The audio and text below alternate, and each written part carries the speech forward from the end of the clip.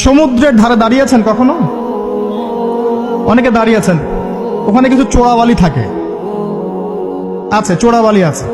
এই চোরাবালিতে কেউ যদি ডুবে যায়, দেখা যায় যে আস্তে আস্তে তার হাঁটু, তারপরে তার কোমর, তারপর বুক আস্তে আস্তে ডুবতে থাকে। আমাদের অবস্থাটা এখন এমন হয়েছে যে প্রথমে আমাদের উম্মাহ, এই দেহটা একটা চোরাবালিতে পড়েছিল, পরে তার প্রথমত টাকনু পর্যন্ত ডুবেছে। সে হাত পা ছোড়াছড়ি করছে, আমাকে বাঁচাও, আমাকে উঠাও। চারপাশে উম্মার অনুসারী মানুষরা ছিলেন, তারা বলছে নড়াচড়া করবেন না, নড়াচড়া করবেন না, নড়াচড়া করলে আরো ডুবে যাবেন, ওইভাবে থাকেন। উম্মাহ বেচারা এভাবেই ছিল। তারপর আস্তে আস্তে আস্তে আস্তে তার হাঁটু পর্যন্ত ডুবে গেল।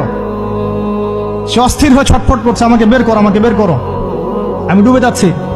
আশপাশের মানুষ বলছে রিল্যাক্স, নড়াচড়া করবেন না, নড়াচড়া করলে আপনি ডুবে যাবেন।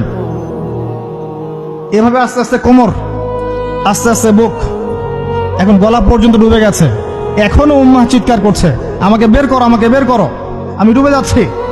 আশপাশের মুসলিমরা বলছে নড়াচড়া করতে যায় না, নড়াচড়া করতে যায় না, ওইটাও ডুবে যাবে।